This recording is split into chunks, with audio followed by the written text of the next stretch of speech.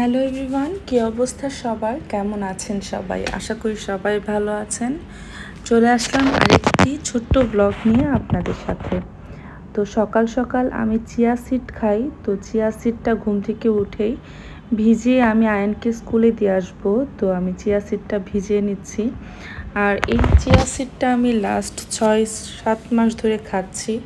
খাওয়ার পরে আমি খুবই ভালো উপকার পাচ্ছি। তো এটা ভিজিয়ে আমি আয়নকে এখন স্কুলে দিয়ে আসব। তো এভাবে 2 ঘন্টার মতো রেখে দিব, তারপর আমি এটা খাবো। তো স্কুল থেকে নিয়ে এসে সকাল সকাল আর অন্য কোনো কিছু শেয়ার করিনি, ভিডিও করা হয়নি। তো দুপুরে রান্নার জন্য চলে এসেছি হচ্ছে রান্নাঘরে। প্রচণ্ড গরম, প্রচণ্ড তাপ রান্নাঘরে। তো আমার বাসাটা যেহেতু পশ্চিম সাইডে, তো রান্না কিন্তু করতে অনেক বেশি কষ্ট হয় গরমে। তো আজকে রান্না করছি হচ্ছে আয়নের জন্য মুরগির মাংস। আমার মুরগির মাংস ইদানিং একদমই ভালো লাগে না, গরমের মধ্যে শাকসবজিটাই বেশি ভালো লাগে। তো ওর জন্য তো মুরগির মাংস রান্না করতেই হয়, কারণ ও মুরগির মাংসটা মানে 2-1 দিন পর পরই খেতে চায়, একদমই অন্য কিছু খেতে চায় না। তো খুব ভালোভাবে আমি মশলাটা কষিয়ে তারপরে মাংস দিয়ে মাংসটা ভালোভাবে কষানোর পরে পানি দিয়ে মাংসটা রান্না করে হালকা হালকা ঝোল রেখে মাংসটা রান্না করে ফেলেছি। আর এদিকে আমার জন্য পালং শাক রান্না করব, পরে ডাল রান্না করেছি। তো হঠাৎ করে দেখি যে দিন অন্ধকার করে আসছে, খুবই মানে সুন্দর একটা ওয়েদার, ঠান্ডা একটা বাতাস ছেড়েছে, মনে হচ্ছে বৃষ্টি নামবে। তারপর দেখলাম যে মেঘ কালো করে একদম অন্ধকার করে আসছে। তো দেখুন আকাশটা কি পরিমাণ কালো হয়ে আসছে।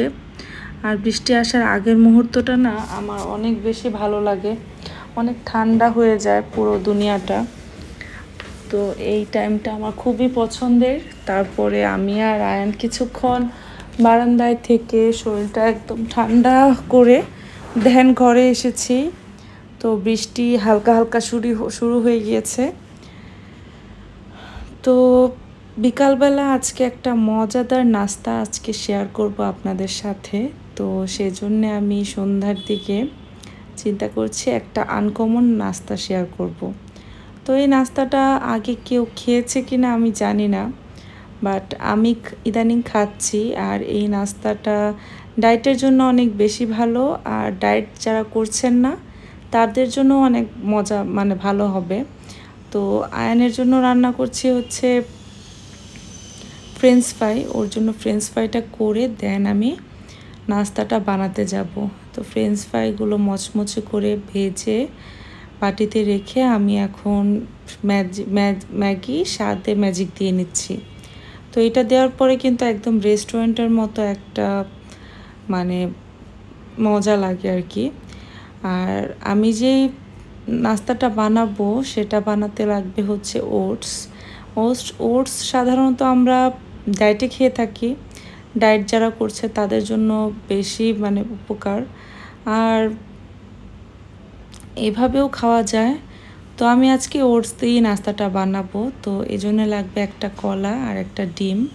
তো ডিম আর কলা একসাথে নিয়ে খুব ভালোভাবে আমি মিশিয়ে নিচ্ছি।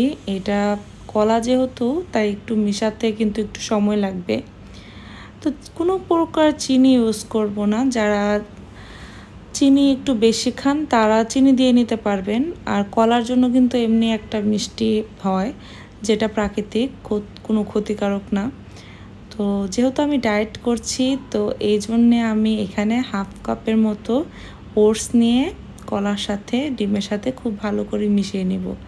এই মিশানোটা এমনভাবে মিশাবো যেন একদম ব্লেন্ড, মানে কেকের যে ডোটা হয় একদম ব্লেন্ড করি ওরকম না, জাস্ট এটা আমি মাখাবো।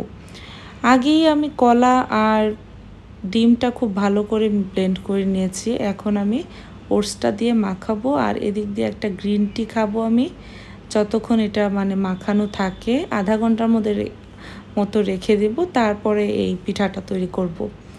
তো দেখাচ্ছি আমি এই যে একটা ছোট্ট ফ্রাই প্যানে নিয়ে, এটা যেহেতু মানে আটা বা ময়দার না, এটা কিন্তু ওটসের, তাই একটু ছাড়া ছাড়া হবে।